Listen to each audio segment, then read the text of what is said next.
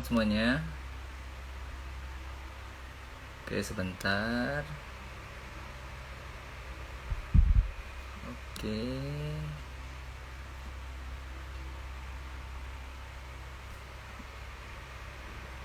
Oke. Oke, selamat malam. Terima kasih untuk teman-teman yang sudah bergabung. Saya sambil menunggu semuanya untuk berkumpul hari ini sebelum nanti kita akan memulai pembahasan pada hari ini. Oke, sambil menunggu mungkin sekitar 5-10 menit. Silakan untuk teman-teman yang belum bergabung, pembahasan kita hari ini adalah tentang stres. Jadi stress management. Nanti saya akan invite salah satu teman saya yang juga akan bercerita atau berkisah mengenai apa itu stres, kemudian kenapa bisa terjadi stres, dan juga cara mengatasi stres ya umumnya. Oke, saya invite dulu teman saya sebentar ya. Oke.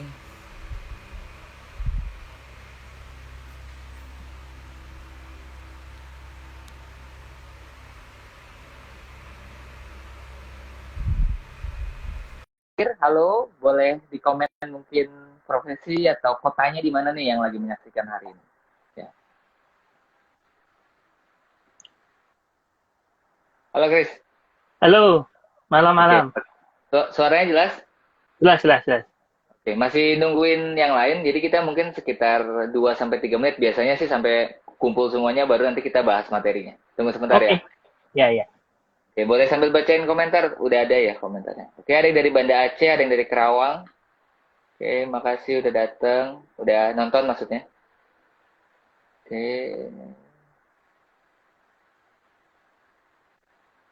Bandung. Oke, udah nunggu.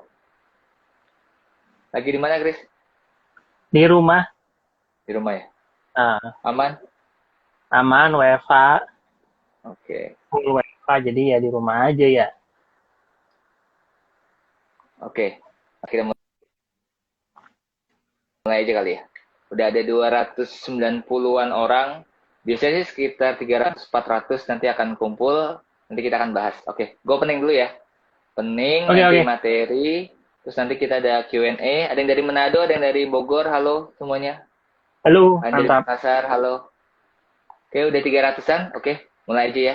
Oke, selamat malam teman-teman yang sudah bergabung di Instagram Live Psikolog ID. Yang biasanya kita rutin adakan setiap hari Rabu atau Kamis. Ya, setiap minggunya. Untuk teman-teman yang mungkin sudah ikut di minggu-minggu sebelumnya, selamat datang kembali. Dan hari ini, seperti yang sebelumnya sudah saya beritahu di akun Instagram Psikolog ID bahwa kita akan bahas mengenai stres. Atau bagaimana mengelola tekanan lebih tepatnya ketika ada pandemi datang. Nah, banyak dari kita yang mungkin ngerasain kelelahan nggak cuma fisik aja, tapi juga mental. Walaupun kita nggak ngapa-ngapain, ya mungkin males-malesan di rumah atau mengerjakan sesuatu di rumah, tapi entah kenapa rasanya itu lebih capek daripada ketika kita keluar dari rumah. Nah, hari ini kita kedatangan narasumber yang juga teman saya, teman lama ya, sahabat saya. Beliau adalah Christopher Brown. Nah, kalau profesinya sekarang adalah praktisi HRD dan juga nanti boleh diceritakan sedikit lah profilnya dulu, baru nanti kita masuk ke materinya. Dan kalau misalnya punya pertanyaan seputar stres atau yang menyangkut stres dan hal-hal setelahnya itu boleh ditanyakan di kolom pertanyaan ya, bukan di komentar. Jadi di pertanyaan. Supaya nanti kita bisa lihat, terus nanti kita jawab. Oke, itu sih. Oke, selamat malam Chris. Halo. Malam, halo. Thank you, Ton, buat Halo. waktunya teman-teman semua. Yang tadi katanya dari Makassar, dari Manado ya, dari mana-mana ya Iya, betul. kumpul ya. Mantap. Betul. Oke, nah sebelum mulai boleh perkenalan diri dulu. Tadi kan gue ngenalinnya tuh sedikit banget. Nah, Singkat boleh ya. lah ceritain kesibukannya, aktivitasnya, profesi apapun lah. Boleh, silakan. Oke, makasih. Ya, malam semua teman-teman komunitas psikolog ID. Perkenalkan kembali, nama saya adalah Christopher Brown atau dipanggil Chris. Ya, ada keturunan Amerikanya, jadi ada nama bulenya ya. Cuman 100% lahir dan besar di Indonesia dan sekolahnya juga negeri. Maksudnya bukan swasta jelek ya, tapi maksudnya ya mengalami apa yang mungkin teman-teman juga waktu kecil ngalami gitu ya. Nah, sekarang sibuknya sih kerja. Kebetulan seperti tadi sahabat saya udah bilang Anton, apa namanya saya kerja itu sebagai head of HR. Jadi di sebuah perusahaan swasta di retail dan memang ya bisa dibilang saat ini posisi lagi work from home sih, ya kan PPKM ya, jadi harus full di rumah, nggak bisa kemana-mana di rumah aja gitu kerja gitu. Selain bekerja juga ini aktif di psikologi dan ada aktif juga di beberapa keorganisasian komunitas juga. Topiknya apa? Nggak jauh-jauh dari capacity building, dari personal building, dari organizational development, dari human resource. Gitu. Paling gitu dulu ya. Apa perkenalannya singkat aja. Biar kita langsung bisa ngobrol dan diskusi ini biar seru gitu malam-malam ini. Oke, thank you. Nah, Chris ini karena pengalamannya banyak mengelola orang, karena kan HRD ngelola orang nih. Nah, ini tepat nih kalau misalnya nanti teman-teman mau tanya tentang mungkin kepribadian sedikit atau tentang stres. Tadi sebenarnya udah banyak pertanyaan yang diajukan, cuma nanti kita akan pilih beberapa yang relate sama materinya. Nah, kita masuk ke materinya aja karena 1 jam, maksimal ini kan 1 jam, dan kalau misalnya apa nanti lebih banyak pertanyaan di kolom komentar akan lebih bagus kita bahas. Dan ini santai aja sih, kalau yang minggu-minggu lalu juga santai ngobrol biasa, kita diskusi biasa. Oke, okay. Saya awalnya, oke ini masih ngomongin kota-kota ya. Oke, masih, oke. Teman-teman yang absen kota udah selesai ya. Jangan absen kota lagi, udah. Sekarang langsung ke materinya dan boleh kalau misalnya punya pertanyaan terkait materinya langsung ditulis atau ditanyakan di kolom pertanyaan, bukan di komentar. Saya ingat lagi kolom pertanyaan. Oke. Sebelum masuk ke diskusi dan materi intinya, nah gue mau nanya dulu nih. Menurut Chris sebagai HR, praktisi HR, nah stres itu apa sih sebenarnya? Mungkin yang dekat sama kita, yang sering kita alami. Kan banyak orang yang sering ngomong nih, gue stres, tapi belum tentu kan mereka paham sebenarnya stres apa sih secara definisi dan mungkin apa yang dia rasakan. Bisa dijelasin sedikit. Iya, makasih. Jadi sebetulnya yang harus kita pahami bersama itu, stres itu adalah sebuah kondisi di mana kita itu mengalami tekanan. Ya, jadi Oke. harus paham konsep dasarnya dulu bahwa stres itu kita mengalami tekanan. Nah, yang Hmm. jadi poin pentingnya adalah kita itu tertekannya karena hal yang negatif atau yang positif. Hmm. Nah, itu dulu tuh yang paling penting tuh. Kenapa? Karena stres itu pada dasarnya itulah sebuah tekanan. Tadi sempat sedikit ngelihat yang apa, ada yang ngechat yang bilang tekanan batin gitu misalnya, itu kan tekanan Uh-uh. ya. Jadi stres itu adalah tekanan. Nah, kenapa sih ada stres yang ditekan secara tekanan karena positif atau negatif? Nah, itu yang harus kita bisa pahami bahwa secara umum stres itu kita bagi dua. Satu, stres yang disebut stres, yang kedua adalah stres yang disebut dengan eustress. Nah, ada Oke. juga yang mengatakan distress. Nah, distress itu adalah stres yang juga dikatakan sebagai stres yang negatif. Maksudnya stres negatif itu gimana? Mendapat tekanannya itu negatif. Contoh, misalnya apa ya, mungkin yang paling gampang gitu ya, putusin pacar sedih, jadi stres, Hmm. kepikiran, aduh kangen, aduh gimana nih hidup gua, apa segala macem gitu. Ada stres juga yang malah tekanannya positif, apa? Misalnya kalau tadi Anton sebut di ruang lingkup pekerjaan gitu ya, nah di Hmm. pekerjaan misalnya kita jadi kepercayaan bos misalnya gitu ya, atau kita dinilai berprestasi dan kita dikasih tugas, dituntut untuk oke, okay, saya punya project ini, saya minta kamu yang handle, saya minta kamu yang tanganin. Itu kan juga stres sebetulnya. Waduh, Hmm. gue disuruh bikin ini, hari gini harus kelar, timelinenya begini, itu kan stres. Kita terima tekanan, tapi positif. Kenapa? Karena kita merasa termotivasi. Wah, Hmm. gue udah dipercaya nih. Wah, gue udah mantep nih. Oke, gimana caranya supaya ini harus bisa jalan? Gitu loh. Jadi, Hmm. buat teman-teman yang mungkin harus bisa melihat dulu stres itu apa dan bagaimana kita secara pribadi menanggapi stres itu. Karena Oke. bisa juga misalnya setting setting kantor nih ya, dapat tugas tambahan atau dapat dikasih proyek khusus. Kita punya dua sikap. Pertama, ah rese nih, kok jadi gue yang kena misalnya. Atau Hmm. kita bisa bersikap, ih mantap nih, gue bisa bukti ini. Nah, Oke. itu kan kondisinya sama ya, tugas Hmm. tambahan atau proyek khusus. Nah, tinggal bagaimana kita mau menerima tekanan itu, ya kita yang terima nih. Kita terima itu sebagai hal yang negatif atau kita terima sebagai hal yang positif. Oke. Nah, paling gitu Ya. sih kalau mau kita memahami stres itu.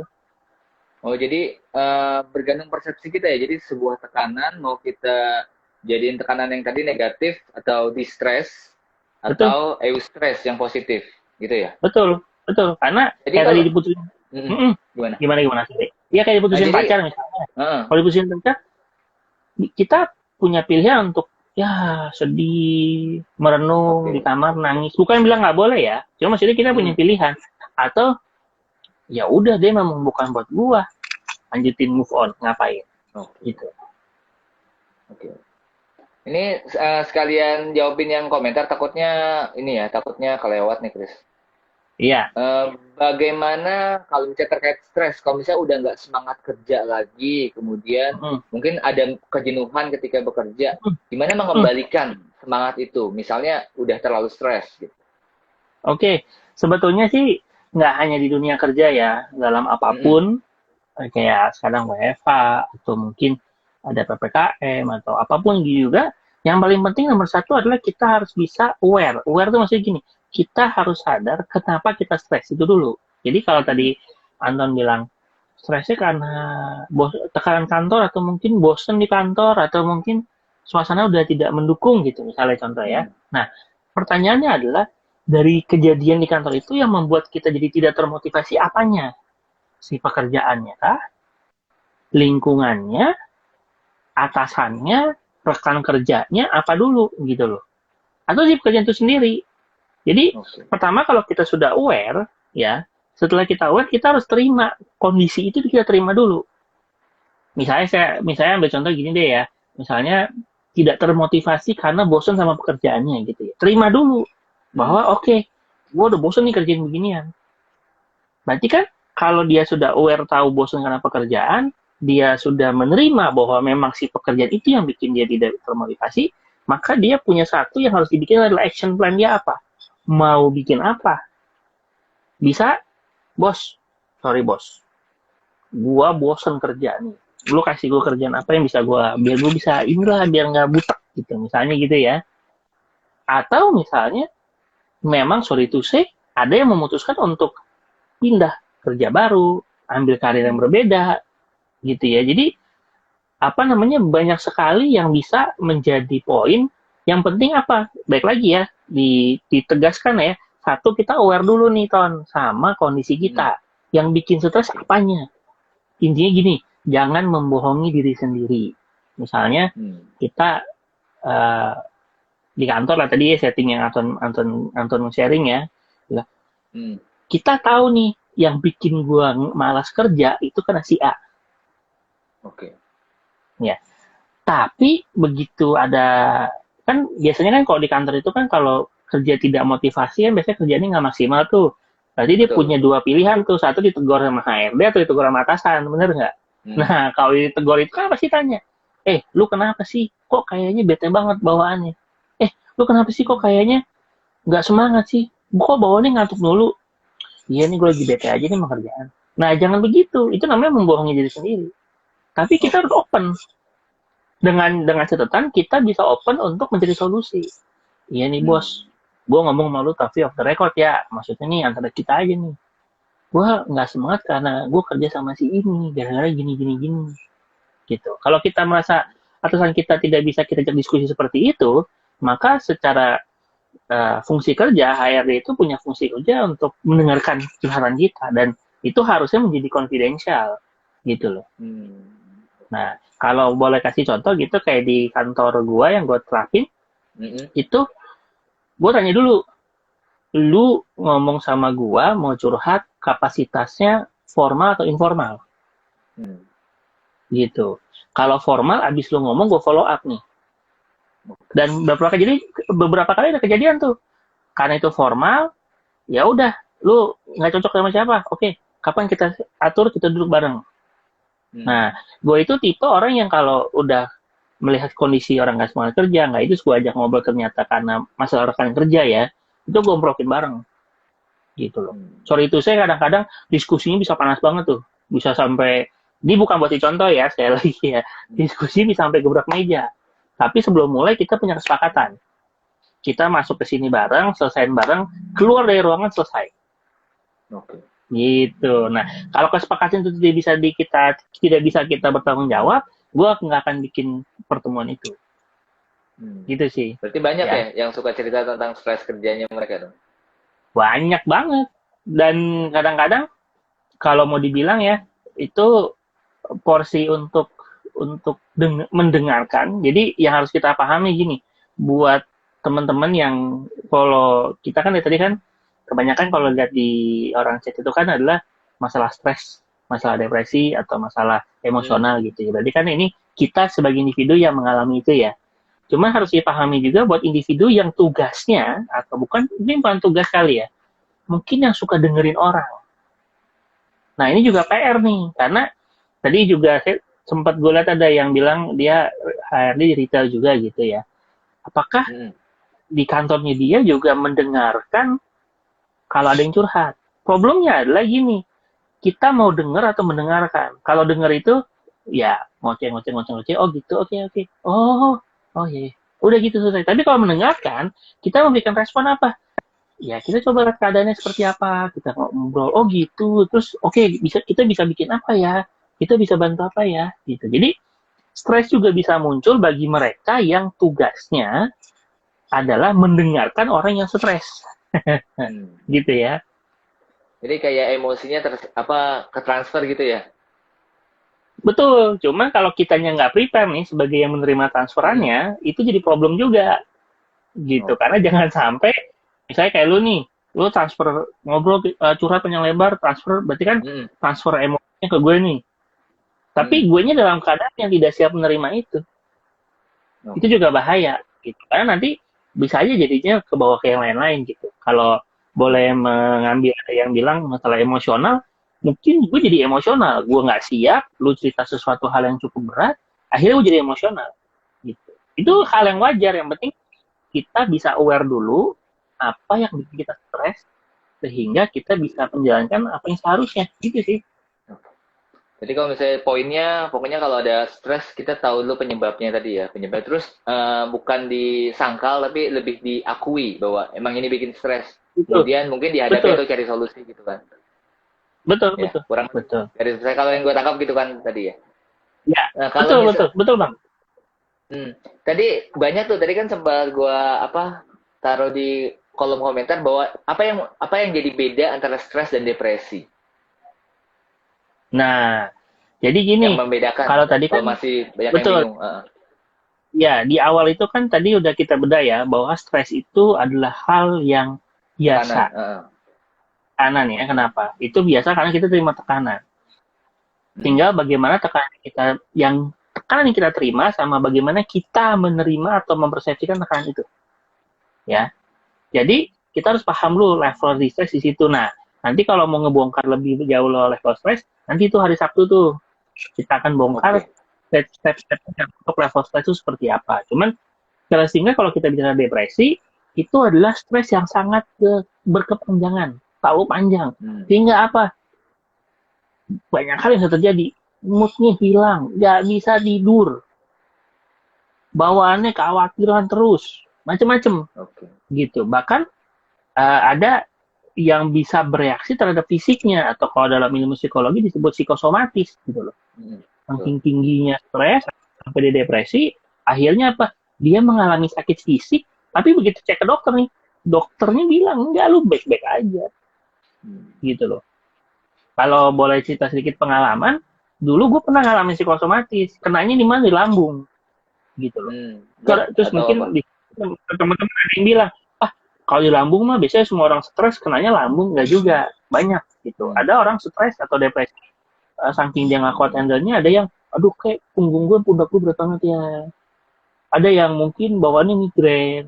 Jadi banyak sekali. Cuman dari garis besarnya nih kalau pertanyaannya adalah bedanya stres sama bedanya apa namanya depresi ya, jangkanya. Depresi jadi. Kalau depresi itu sudah mengarah ke yang negatif nih. Jadi Hmm. kalau ada depresi sebaiknya Oke. bertemu dengan profesional yang memang membidangi misalnya kayak psikolog atau psikiater gitu. Hmm. Oke. Setuju sih kalau misalnya kadang-kadang ada beberapa masalah yang mungkin kita nggak bisa hadapi sendiri ya dan butuh bantuan Betul, orang lain. Kadang-kadang betul, kalau udah stres banget, solusinya kayak ketutup. Padahal nggak sesulit itu. Tapi karena udah terlalu emosional, itu kan banyak. Ya sama kayak betul. kalau ada orang punya masalah, kita kasih sarannya gampang. Tapi kalau kita yang kena masalah kayaknya susah. Gitu kan? Susah. Betul. Makanya Kurang lebih kayak gitu ya. kita makanya Hmm. paling yang bisa gue kasih saran gini, kita bisa menjadi teman untuk ngobrol. Tapi Oke. ada baiknya kalau kita memberi saran, itu baiknya kita harus tahu dulu kita pernah ngalamin nggak, gitu loh. Jadi Hmm. jangan ngegampangin gini.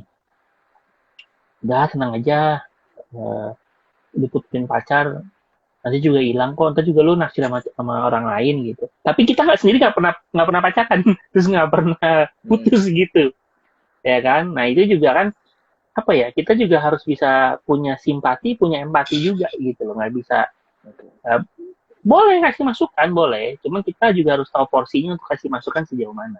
Paling gitu sih. Oke. Oke. Menarik, menarik. Oke, lanjut mungkin ke materi sedikit sebelum jawabin lagi pertanyaan. Nah, kalau misalnya Boleh. ada tekanan yang datang ke hidup kita, misalnya Hmm, nih. Nah, cara kita merespon bisa nggak misalnya dengan cara ngubah persepsi atau malah ngubah emosi atau apa sih yang harus diubah di mungkin langkah sederhana awal yang praktis kalau misalnya kita lagi dapat stres nih. oke. Okay. Ini sedikit tak bongkar kata kuncinya. Ini Hmm. bicara pengalaman pribadi dan juga melihat beberapa ya teman-teman lah yang didiskusi bareng sama gua untuk cari Oke. solusi gitu ya. Bahwa nomor satu adalah bagaimana kita melihat itu hal tadi, stres tadi Hmm. itu bagaimana kita melihatnya. Itu nomor satu. Masalah persepsi Oke. bagaimana kita menerima itu. Kenapa? Karena gini, apapun yang terjadi, mau dari kiri kanan atas bawah semua masuk ke tubuh kita, menekan kita, kita yang punya pilihan, gitu loh. Misalnya mungkin untuk menjawab itu ambil yang sedikit konkret gitu ya. Misalnya sekarang kita diperhadapkan dengan situasi new normal, Hmm. lagi pandemi. Faktanya kita hidup bersosial itu kalau kita keluar dari rumah harus pakai masker. Iya. Nah, terima aja gitu loh. Kenapa itu menjadi sebuah risih, nggak enak, pengap gitu ya. Kenapa? Itulah new normal kita. Terima, Hmm. jalani. Itu kan sikap kita Oke. sebagai hal yang positif ya. Tapi kalau kita, aduh rese nih, ribet nih. Nah itu mau gimana? Nggak usah ngomong new normal. Apapun itu. Kayak tadi misalnya yang Anton bilang masalah di kantor gitu ya. Kondisinya jelas tuh. Hmm. Udah nggak motivasi kerja di sini. Udah cari segala macam udah nggak bisa. Harus gimana? Lu yang pilih. Hidup lu itu. Lu yang punya hidup. Lu yang menentukan lu mau gimana. Yang mengontrol hidup kita sendiri, yang hidup mengontrol hidup gue kan bukan lu, bukan orang di kantor, bukan orang di rumah, bukan orang dimanapun, tapi gue diri gue sendiri. Maksudnya ngontrol gimana? Gue yang tahu nih, gue lagi stres nih. Oh, gue lagi begini. Oh, gue lagi begitu tuh. Kita yang tahu. Nah, kalau kita sendiri tidak mau take over atas hidup kita, misalnya contoh, eh, mungkin yang gampangnya gini ya. Pada saat kita merasa bahwa ini deh buat yang punya anak masih kecil gitu. Hmm. Anak kita kan sama-sama masih kecil ya Ton ya. Jadi Hmm. Betul. ngadepin hari-hari bocah gitu kan. Kalau ngomong bocah, dan kebetulan anak gue kan ini ya laki ya, dan Hmm. waduh, itu semua mau dipegang, semua mau dipanjat, itu kayak hal yang lumrah ya buat anak kecil ya. Hmm. Sekarang gini, ini ambil contoh gue, karena PPKM ini, jadi kerjaan gue rata-rata tuh sehari itu bisa 3 sampai 5 meeting yang berbeda. Hmm. Gitu. Pagi apa segala macam, jadi topiknya beda-beda, bisa 4 sampai 5 kali meeting Zoom. Jadi kalau meeting itu kan pakai kamera. Pakai kamera kan berarti duduk terus ya, pegel gitu ya, Iya. capek. Apa di rumah, sumpek juga, suntuk, apa segala macam. Kenapa? Karena kita di rumah nggak bisa kemana-mana gitu kan. Hmm. Terus kadang-kadang apa namanya, karena udah capek mau makan males, apa segala macam. Tiba-tiba pas keluar dari kamar, bocah, gitu, ajak main lah, nempel lah, inilah, minta gendong lah, apa segala macam. Kita punya pilihan di situ. Kita Hmm. bisa memilih, gua, ya gini ngomong gua lah, jangan kita lah ya. Gua memilih Iya. untuk capeknya gue tadi di dalam kamar itu tidak akan mengefekkan gue ke anak gue yang dimana kalau dia misalnya minta sesuatu, jadinya apa? Jadinya gue marah, gitu loh. Atau bahkan kalau misalnya tantrum, gitu ya. Kalau tantrum sekalipun, gue tungguin. Dan setengah jam, lebih tunggu aja. Gue memilih untuk tidak melawan tantrum media atau mohon maaf ya kadang-kadang kan ada anak tantrum kita jadi marah-marah juga, gitu ya. Iya. Ya, Pasti terpengaruh sih. Sekali pasti pernah gitu lah. Karena gue juga manusia ya, sesekali anak tantrum gue ikut marah juga pernah. Ya, tapi begitu kenapa gue marah ya? Dia kan anak kecil belum ngerti. Nah, karena kita memahami situasi bahwa dia anak kecil dan belum ngerti, ya, maka kita memahami bahwa apa? Jangan ikut marah. Makanya tadi pesan yang 3 langkah itu apa? Pertama awareness, acceptance, sama action. Aware dulu nih. Kalau kita tidak aware sama diri kita sendiri, maka kita tidak bisa menerima keadaan tersebut, ya kan? Pada kita saat aware, gue ngapain marahin anak gue yang lagi tantrum? Anak umur 3 tahun yang mana ngerti? Nerima kan, gue accept nih, oke, dia anak kecil. Gue mau teriak gimana, mau ngebacot gimana, nggak bisa. Gitu loh, dia nggak akan ngerti, kenapa? Belum ngerti. Ibarat kalau dulu kita belajar di kampus ya, kuliah ya, anak itu kan kaset kosong, perlu diisi. Kalau belum ada isi, terus kita omelin kan, dia juga bingung. Lu ngomelin gue gara-gara apa sih, gue gak ngerti lu ngomong apa, gitu. Terus action plan-nya apa? Action plan gue adalah, ya udah, tungguin temenin dia tantrum.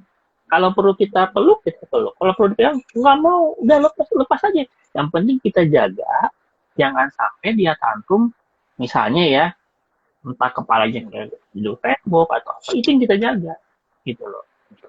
Jadi, baik lagi kalau tadi Anton bilang, gimana kita bisa ngubah stres itu dan emosional itu seperti apa? Kita yang memilih. Dan kita harus tahu kenapa emosional. Gitu loh. Karena tidak ada hal yang ujuk-ujuk terjadi begitu. Nggak ada tuh ujuk-ujuk kita marah-marah tuh nggak ada. Pasti ada sumbernya apa. Jadi, kadang-kadang juga beberapa orang mungkin stres atau tertekan tuh gara-gara kayak nggak mengakui ya, kayak seperti apa ya, kayak menyangkal keadaan, Betul. Harusnya ada apa, terus kemudian nggak mau diakui, disangkal, akhirnya dilawan, nggak diterima, malah itu yang kadang-kadang jadi nambah beban.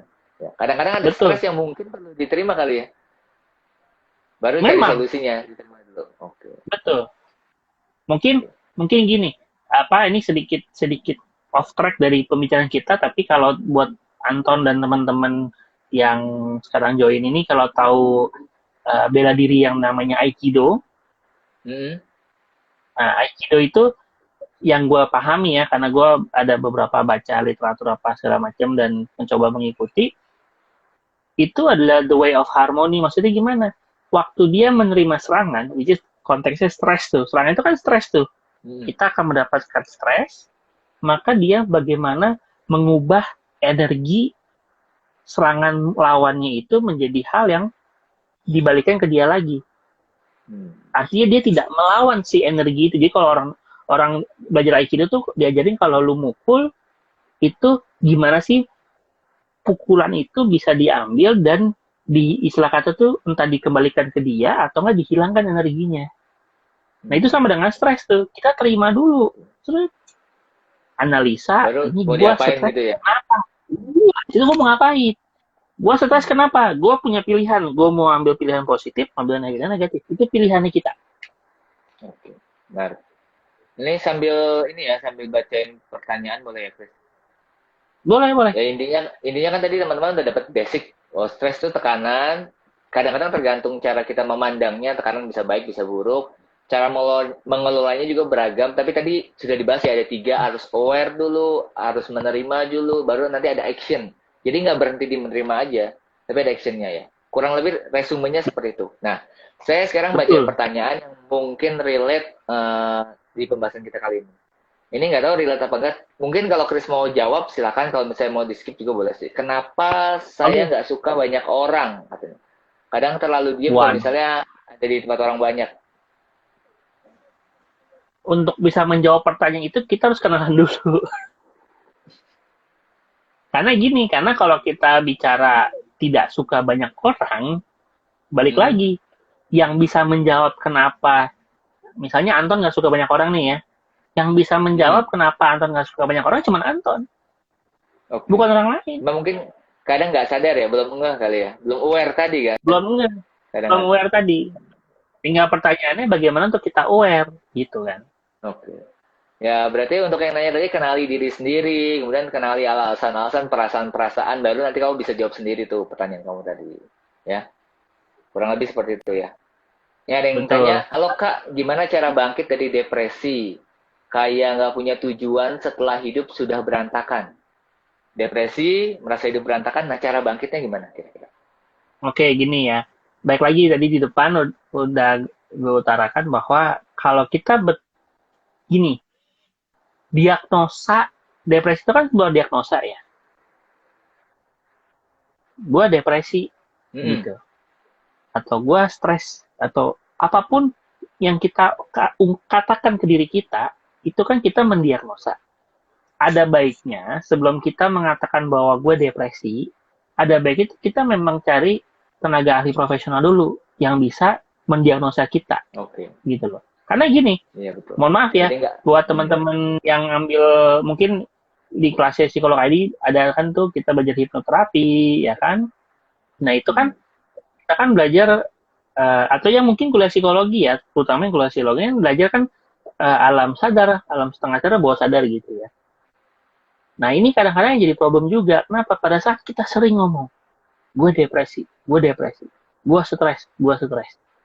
Gue nggak bilang keadaannya tidak stressful ya. Gue nggak bilang keadaannya tidak mm, stressful. Tapi yang gue coba mau katakan adalah kitanya punya sikap untuk ngomong gitu. Atau nggak misalnya contoh, misalnya yang gampang emosional. Gue kesel, gue kesel, gue kesel.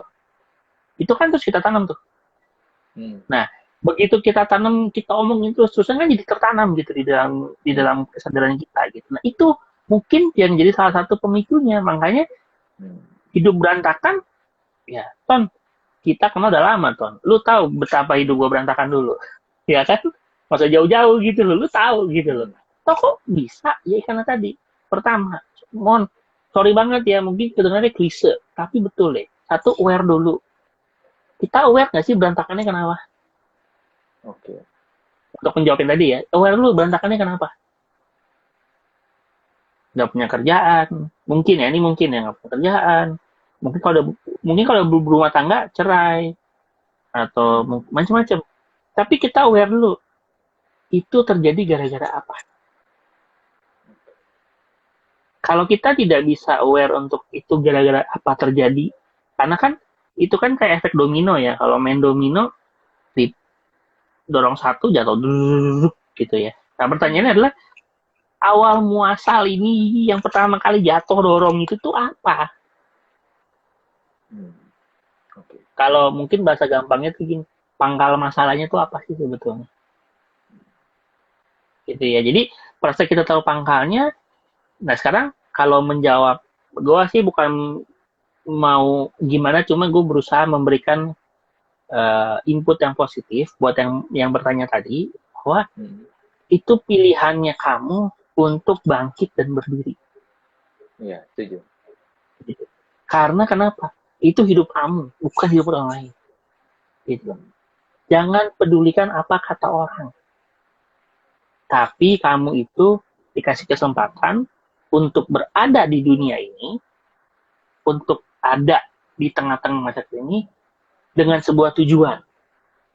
Ya, jadi lakukan yang terbaik, lakukan yang luar biasa. Jangan hanya karena merasa berantakan apa segala macam, akhirnya kita larut dan tenggelam. Tapi cobalah untuk kita bangkit dan menjalani harusnya gue ngapain hmm, gitu loh. Dan ini juga kadang-kadang sering terjadi.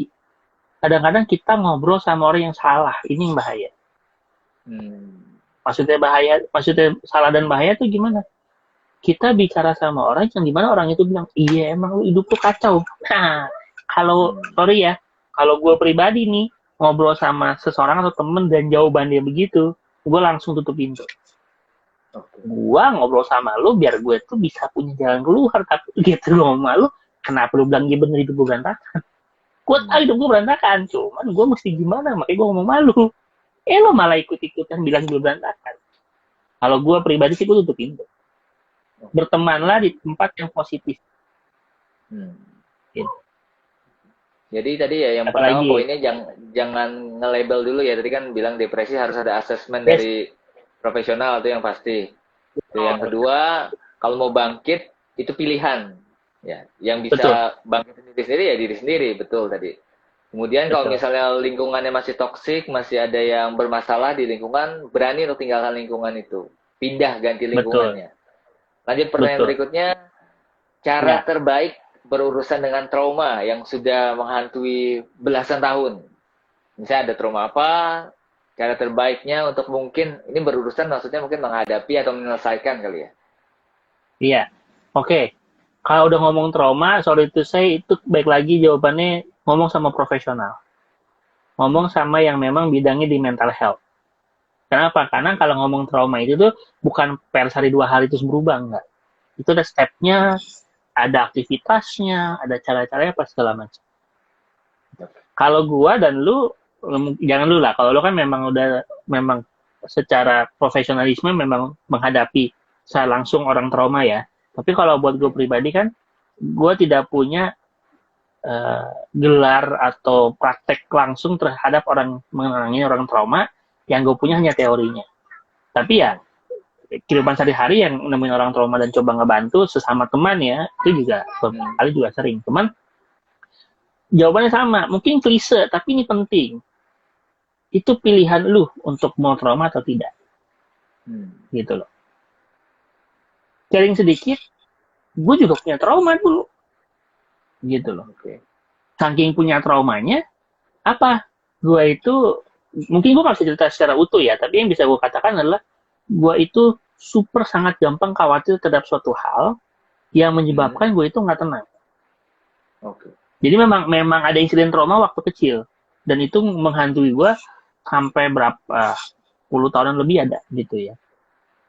Cuman yang bisa bikin gue survive dan akhirnya sekarang sudah hilang, Hmm. itu adalah kenapa? Karena gue memilih untuk itu hilang. Oke. Ngomong gampang bener, gue pusing palanya, trauma, lu ngomong gampang banget. Bukan gitu. Gini, semakin kita memberikan reinforcement positif ke diri kita bahwa kita mampu, gue Hmm. bisa. Ya, semakin kita membawa diri kita ke aktivitas positif, olahraga, atau mungkin yang gampang nih, nggak apa-apa ini gue open biar teman-teman bisa paham. Dulu waktu baru nikah, Anton juga tahu nih baru nikah, 5 tahun nggak bisa punya anak. Hmm. Ya. Stres nggak? Stres. Ya nggak? Kan umur jalan ya Ton ya, bener nggak? Iya, Terus betul. gimana punya anak? Aduh, terapi ini, terapi ini, terapi itu jalannya. Tahu nggak? Ya inilah, sorry ya. Ini apa cerita pribadi ya, bukannya mau mengarah atau menjurus ke sebuah agama, bukan. Gue memutuskan gini, dah Tuhan, gue banyakkan terapi gini-gini, duit gitu juga kagak ada. Kerja gini-gini, gini dulu nih, ya. Yang ada buang duit. Gini deh Tuhan, kalau lo mau kasih gue anak, kasih, kalau enggak, ya berarti enggak. Oke. Wih, lu kok kayak orang desperate, bukan desperate sih. Cuman gue memilih sikap apa? Oke, stop. Hmm. Berarti ada sesuatu yang kurang di diri gue yang harus dibetulin. Hmm. Akhirnya apa? Satu, gue ikut gym seminggu Hmm. 3 kali. Ya. Oke. Ikut yoga, ikut pilates, sama treadmill. Lu bayangin Ton, gue ikut yoga sama pilates cuma jadi bahan Hmm. ketawaan instruktur sama temen-temen Ibu-ibu semua gitu. ya. Iya, dan gue kan nggak lentur ya. Oke. Terus apa? Gue memilih untuk makan itu tidak lagi yang ada MSG-nya. Gue Hmm. nggak bilang MSG itu jelek ya, tapi gue memilih untuk tidak ada MSG. Dan ngatur apa segala macam. Aktivitas rutin, tidur yang baik, olahraga yang baik, segala macam 8 bulan hamil istri gue. Hmm. Setelah 5 tahun, terapi macam-macam nggak bisa. Stres nggak? Stres. Kalau boleh tadi membawa kata kalimat depresi, walaupun nggak boleh ya, mungkin Hmm. gitu ya. Tapi Karena apa? Gue memilih untuk berkepanjangan oke. tadi ya. Iya, karena berkepanjangan akhirnya gue pikir stop oke. Gue harus rubah sesuatu. Gue baca-baca-baca. Oh, ternyata kalau mau ada pembuahan tuh asam basanya harus begini. Wah, Hmm. biologi nih, asam basa segala macam. Gimana caranya atur tuh? Jadi apa? Gue memilih untuk begitu. Tapi dengan Oke. komitmen, oke Tuhan, kalau lo mau kasih, gue berubah gini gini gini, kalau enggak ya kasih tahu gue harus ngapain, ya sudah kalau enggak Hmm. gitu. Oke. Karena kebetulan kan gue ya menyerahkan lah sama Tuhan maunya gimana gitu. Maksudnya udah nggak Jadi, klise-klise amat jawaban tadi, kasih hmm, kasih tips tapi kok kayak klise nih jawabannya gitu. Jadi oh, sedikit sharing aja. kadang-kadang trauma itu bisa selesai ya, betul dari yang Chris bilang, menerima sih. Ujung-ujungnya itu sih.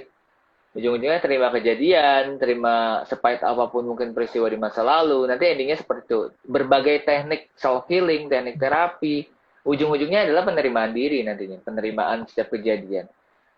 Ini gue tambahin sedikit kan, kalau misalnya teman-teman yang mungkin sudah tahu atau belum paham tentang trauma, ketika kita mengalami trauma itu sebenarnya perlindungan diri sih. Perlindungan dari hal yang tidak menyenangkan, nggak ingin terjadi lagi. Nah, itu membuat kita semakin sensitif terhadap beberapa kejadian. Nah, kuncinya tadi yang seperti Chris bilang bahwa ya kita aware sama diri kita apa yang masalah nih. Terus nanti ujung-ujungnya apapun tekniknya ke siapapun Anda, walaupun disarankan tadi ya ke profesional, tapi nanti pasti penerimaan diri sih dan menerima kejadian itu. Itu sih kuncinya itu. Lanjut ya Chris ke pertanyaan Nih, lainnya. lu kan profesional Anton, bisa buat urusan trauma healing kan self healing Kita gitu ada kan. tema Jadi khususnya. Oh ya, nanti juga untuk teman-teman yang tertarik dengan stress management, lebih ke langkah-langkahnya, kita hari Sabtu ini itu ada event. Jadi kita setiap minggu ada event memang. Rata-rata satu minggu ada 2 kali event, tapi Sabtu ini khusus untuk stress management dan pembicaranya adalah Chris, ya, akan mengulas tentang kasus stres, kemudian langkah-langkah untuk mengelola stres, dan temanya adalah mengubah tekanan itu menjadi kekuatan. Karena kadang-kadang sesuatu yang menekan juga kalau kita ubah tadi ya kayak prinsip Aikido kan bisa jadi serangan balik atau malah menguatkan diri ya, pokoknya macam-macam. Nanti kalau misalnya penasaran setelah live ini berakhir, nanti saya akan share tentang brosur atau rincian eventnya kalau mau ikutan. Itu ya, nanti setelah ini ya. Kita lanjut ke pertanyaannya, Chris. oke, Waktu lanjut. kita soalnya nggak terlalu banyak nih, sekitar 10-15 Ya. menit lagi nih, udah mau 1 jam soalnya. Ini saya jawabin yang ini aja, yang muncul aja ya, biar gampang. Karena tadi pas di kolom pertanyaan itu banyak yang kurang relate ternyata. Ini aja. Kak, kenapa ya saya mudah baper, mudah terbawa perasaan? Misalnya ada yang orang raut mukanya berubah, nadanya berubah, itu kayak kebawa ke dirinya sendiri. Mungkin bisa jelasin sedikit kenapa gitu. Yang Gimana walaupun gimana? Tadi? sebenarnya bingung juga sih ya. Dia jadi gampang baper, maksudnya. Gampang baper gara-gara ada stimulus dari luar. Misalnya kalau misalnya orang lain ngomong apa, terus raut muka orang kenapa, ikutan ke bawah perasaannya. Gitu. Pertanyaan gue kenapa? Kalau gue jawab Kenapa sih, orang mengendalikan kenapa? diri kita jadi baper? Iya, Oh kenapa iya orang betul. luar itu mengendalikan diri kita jadi kitanya baper? Berarti kan Hmm. di dalam kita ada sebuah problem mungkin ya. Hmm. Problemnya itu kan kita nggak tahu apakah memang punya trauma atau punya, sorry to say, mungkin dia dengar, kan ada juga kayak gini ya, misalnya kita settingnya di kantor gitu ya, kita denger banyak gosip, wah lu kalau kerja nggak bagus di SP lu, atau lu kalau ini dipecat lu, itu kan semua gosip ya, Hmm. beredar gitu. Akhirnya kita jadi cemas, begitu jadi cemas, dikit-dikit kalau ada orang yang pasang stand bagaimana, wah mati nih, gue kena nih, atau gue diomelin nih atau apa gitu. Makanya Oh. baik lagi, waktu kita bisa bilang bahwa gue ini baper, Hmm. jangan karena stimulus dari luar, tapi kita harus koreksi, bukan koreksi lah, kita harus melihat ke dalam diri kita sendiri, kenapa sih kita bawaannya baper? Hmm. Pasti ada sesuatunya, gitu loh. Oke. Menarik. Tapi tadi awareness lagi ya Heeh. awalnya. Jadi menyadari tadi ada yang salah nggak? Menyadari. Betul, karena Mung, kalau kita nggak mung, sadar nggak tahu. kalau gue tambahin sih pernah ada satu teori ya, tapi terserah nih yang nanya mau baca atau enggak teorinya. Searching aja, itu ada bukunya juga namanya Highly Sensitive Person. Jadi itu teori sih, teori psikologi bahwa ada sebagian kecil dari kita itu yang memang lebih sensitif daripada orang lainnya. Nanti cari tahu Betul. tentang itu, karena itu kuncinya awareness kan tadi ya, kita menyadari. Betul. Menyadari bahwa saya tuh tipenya seperti apa dan kenapa saya begini, kuncinya seperti itulah kurang lebih. Nah, ini berhubungan dengan COVID nih, pandemi yang tadi Hmm. sebenarnya udah gue singgung. kan kadang-kadang kita di rumah aja nih nggak ngapa-ngapain terus malas-malesan bahkan atau cuma main game doang tapi kesannya tuh lebih capek daripada ketika kita keluar aktivitas sama orang itu tuh gimana dan kenapa gitu. Bisa begitu. Karena eh, mungkin gue tanya dulu, di rumah kita sebagai orang yang masih lajang atau udah menikah dan punya anak? Ini beda nih soalnya. Kasusnya oh beda ya. Misalnya Beda. ada yang sudah menikah, ada yang belum lah, gitu. Maksudnya Oke. kalau mengerjakan kayak perbedaan antara dulu sama yang sekarang karena kerja di rumah, apa-apa di rumah, tapi kok lebih capek gitu. Karena kan gini, baik lagi ya. Contohnya gue lah gitu ya. Hmm. Gue itu menyeting bahwa Oke. selama ini ya, menyeting bahwa Hmm. kalau sudah masuk pintu rumah, artinya itu waktu Oke. gue sudah habis dengan aktivitas di luar dan itu waktunya gue untuk istirahat. Oke. Jadi waktu kalau gue sudah menerapkan ke diri gue, seberapapun gue capek di kantor, mungkin ada emosi dan sebagainya, begitu masuk ke dalam rumah itu ditinggal. Hmm. Sehingga gue memang menyeting bahwa kalau berada di rumah itu adalah setting mode itu males. Bukan males nggak mau ngapa-ngapain, tapi males itu udah, Hmm. ah, Istirahat beres. ya segala macam. Uh, kalau misalnya dulu waktu masih apa namanya lajang, Hmm. ya sampai kosan, dulu kan ngekos ya, sampai kosan, udah capek istirahat, Hmm. ngapain ya? Oh paling main game ya, laptop atau apa, udah waktunya gue istirahat. Kalau kita punya keluarga, sampai rumah settingannya adalah merhatiin pasangan atau dalam hal ini kayak gue matiin istri, matiin anak. Jadi Oke. apa tentengan yang di kantor dan sebagainya dilepas dulu tuh. Cuman sekarang problemnya Hmm. adalah karena masalah pandemi dan kita diharuskan kerja di rumah, work from home Hmm. atau istilah bekennya sekarang, berarti kan bisa dibilang backpack yang tadi isinya masalah kantor, isinya mungkin ya, buat yang aktif di komunitas, masalah komunitas, buat yang juga aktif di organisasi, semua backpacknya itu kita bawa di dalam rumah kita. Hmm. Plus, kita sampai rumah, di dalam rumah, tadi kan kalau kita masih aktif di luar kan sampai rumah, kita berhubungan sama keluarga kita. Hmm. Sekarang, dengan tentengan itu harus dibawa waktu kita ngadepin keluarga kita atau kayak tadi contoh Hmm. ngadepin anak gitu misalnya ya Iya. itu tentengan stres kantor ada tapi harus gimana caranya jangan sampai stres kantor itu terluap jadi marahin anak atau Hmm. jadi cuekin anak. Hmm. Menurut gue tuh marahin anak itu salah tapi ya namanya manusia kita mungkin kelepasan ya cuma menurut gue tuh lebih berbahaya tuh kalau kita cuekin anak entar dulu bentar Hmm. balasin kerjaan atau entar dulu balas ini gitu. Jadi yang gue buat adalah kalau udah jam pulang kantor nih, which is setengah enam, gue keluar kamar nih ya. Begitu keluar Hmm. kamar, dan gue masih ada yang harus, waduh ternyata masih harus di follow up nih by WhatsApp gitu ya. Karena kan pasti udah nyamperin dong, ngajaknya apa segala macam. Yang ada gini, ini bantuin mau nggak? Jadi gue ajak duduk, gue udah ajarin dia dan dia udah terbiasa. Gue minta pinjam jarinya. Jadi waktu gue balas WhatsApp, gue pakai jarinya anak gue. Oke. Gitu. Bentar ya, Dedi masih ada kerjaan nih. Nah, Hmm. mau bantuin nggak gitu ya nah waktu bantuin apa pinjam jaringnya nanti balas terus nanti tiba-tiba mau buka ini apa kalau YouTube nggak karena kebetulan gue mendidik anak gue tuh tidak gadget minded gitu ya Hmm. dikasih tapi settingan terkontrol ya Hmm. jadi apa apa oke jadi gue ngajak dia gitu nah sekarang kalau kita balik ke pertanyaan di rumah bawaannya males biar semangat dia tetap kerja gimana misalnya gitu ya biar kita Hmm. tetap semangat WFA tapi kerja produktif. Baik lagi, sorry ya, sebagus-bagusnya kita kerja, Hmm. segiat-giatnya kita kerja, semantep-mantepnya hasil luar biasa yang kita kerja, ujung-ujungnya itu buat diri kita sendiri. Iya, betul. Bukan buat tempat yang kita bekerja. Tempat yang kita bekerja, kita punya kewajiban buat bekerja 100% bahkan lebih. Yes, Hmm. itu namanya profesional. Kita Iya. kerja di suatu tempat, ya gue punya tanggung jawab untuk 100%, 110%, 150%, 200%, terserah mau berapa persen, intinya maksimal. Tapi mungkin di sini ada teman-teman juga yang mengalami stres.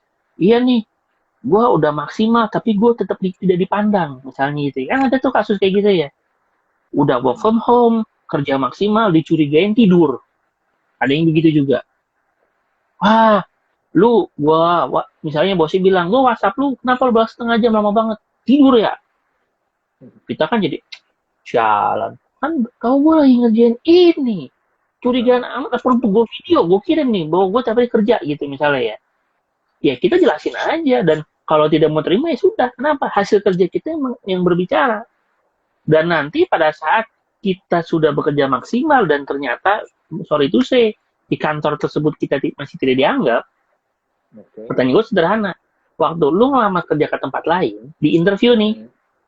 ya kan kayak kita waktu itu pernah ada sesi interview ya di webinar kan ditanya tuh kelebihan kamu apa kenapa Hmm. saya hire kamu lu tinggal ngomong lu hire gua karena gua ngedesain gini gini gini gini gini gini gini nah orang yang rekruternya kan bilang ih masa sih buktinya mana coba nih kertas sama pulpen atau misalnya laptop gitu coba lu desain yang lu tadi ngomong nih selesai nah itu kan nilai plus buat kita sendiri jadi Hmm. yang mau gue coba utarakan adalah jangan karena kita WFH yes sorry itu saya tantangannya dua satu melawan settingan untuk tidak bekerja betul sekali nyolong-nyolong bukan nyolong-nyolong sih nggak ada yang ngawasin udah gue main game atau nggak ada yang ngawasin Iya. udah gue tiduran gitu tapi baik lagi yang rugi siapa yang rugi diri lu Hmm. sendiri sebetulnya ujung-ujungnya ya in the end itu Iya. yang rugi diri kita sendiri. Hmm. Kalau yang gue tangkap sih berarti bisa jadi COVID ini kayak apa ya? Kayak kesempatan buat kita ngelola diri sendiri ya tadi ya. Kita mau ngatur prioritas, terus walaupun gak ada orang yang ngeliat, tapi ini tentang diri kita, bahwa kita yang mutusin bahwa kita mau males-malesan atau kita mau lebih produktif. Intinya kan ada orang yang pas COVID itu ngeluh, biasanya memang sebelum COVID juga dia ngeluh kan. Maksudnya emang tipe orangnya seperti itu. Ada juga Betul orang yang kerjanya giat pas COVID, tapi sebelum COVID juga ternyata tipenya seperti itu. Karakternya atau betul etos kerjanya udah bagus gitu kan. Bisa kayak betul gitu ya. betul dan sebetulnya ada tipsnya nih Ton dikit nih Boleh, boleh. terkait bagaimana kita bisa dengan cepat men-setting diri kita pada saat kondisi ya misalnya kayak sekarang nih kondisi COVID harus Hmm, WFH belum nanti ada anak lah aduh belum pesan makan siang pas satu rumah iya. aduh ujian belum gue jemur hujan terus gitu misalnya ya nah apa Heeh. yang harus dibuat satu kita harus bisa improvisasi sama keadaan itu dulu nomor satu Hmm, improvisasi gimana kayak tadi gue bilang gue bawa backpack isinya masalah kantor nih hmm, yang tadinya kalau gue kerjanya ke kantor waktu gue pulang nih ini kita ngomong ilustrasi ya begitu gue mau masuk ke rumah gue backpack itu gue lepas di luar rumah bener nggak copot taruh di luar ini urusan kantor bukan urusan rumah hmm.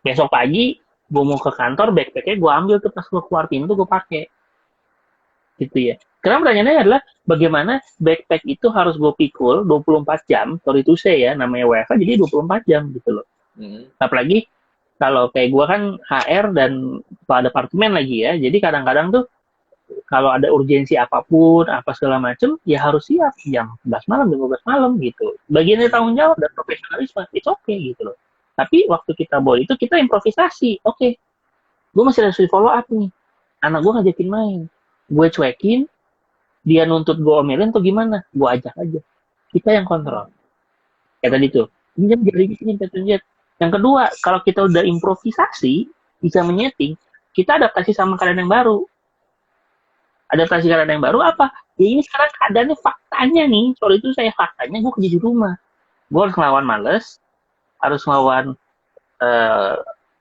kondisi-kondisi di mana kayak gue kan misalnya contoh tadi gue bilang tuh jemur baju hujan kalau kita kerja di kantor emang kita pikirin Ton Iya, benar.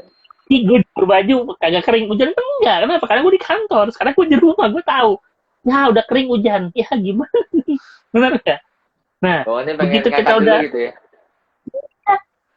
dan sorry itu saya kadang-kadang nih kalau lagi meeting nih sama direktur sama direktur kantor kalau misalnya itu kejadian gue bilang Pak sorry Pak saya minta domit aja Pak kenapa nih hujan saya perlu pindahin jemuran ntar nggak kering oh iya deh susah gitu jadi kita komunikasi aja gitu loh maksudnya Oh. lagi meeting nggak kalau yang fokus harus meres otak gimana gitu kan, biasalah kan kalau WFH kan meeting daily ya, harian tuh pasti meeting gitu ya.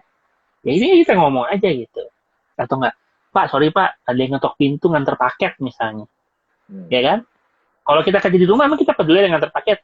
WhatsApp. Pak, nganter paket nggak ada orang, lempar aja ke dalam. Urusan selesai kan? Terus yang terakhir apa? Begitu kita udah improvisasi, begitu kita udah adaptasi sama makanan baru, maka kita mencoba men-setting situasi kerja yang ideal buat kita. Gitu. Kalau bahasa Inggrisnya nih, pertama itu namanya improvise, adapt, overcome. Overcome itu kita tanggulangi, bikin sebuah cara dan metode baru, gitu loh. Gue stres kalau kerja di rumah terus. Kenapa? Karena begitu pintu kamar gue buka, anak langsung masuk. Jadi kalau di rumah itu kerja itu harus ngumpet. Karena kalau anak tahu dia pasti mau main. Nah, apa yang terjadi kalau dia udah masuk? Ya udah, apes, nggak usah marah. Faktanya begitu, kerja duduk di sini, kita kerja bareng. Gitu. Nanti ya maksudnya ya banyak ini kisu-kisu ya, cuma kan kalau kita cuma jawab itu kan kesian yang lain ya nanti ya. Iya. Kini waktu kita ternyata tinggal 4 menit, Chris, nggak terasa. Oke. Udah Iya. berjam. Karena kalau misalnya udah sejam udah mati sendiri nih biasa IG live. Oke. Gue nggak tahu, gue nggak pernah lebih dari Satu. Kenapa? Satu. Oh iya, gue nggak pernah lebih dari sejam. Ini untuk teman-teman yang mau meneruskan materi ini karena menarik dan belum tadi dibahas itu kan tadi dari dunia kerja, belum yang sekolah mungkin belajar di rumah atau yang orang tua malah yang anaknya belajar di rumah itu kan ikutan stres juga. Nah, gimana ngelolanya? Lanjutannya nanti kita kan ada bahas di hari Sabtu ya. Itu dimulai jam 10 pagi sampai jam 12 siang, 12.30 biasanya kurang lebih. Nah, nanti infonya akan ada di Psikolog ID juga, di story dan juga di feed. Nah, jadi teman-teman tungguin aja.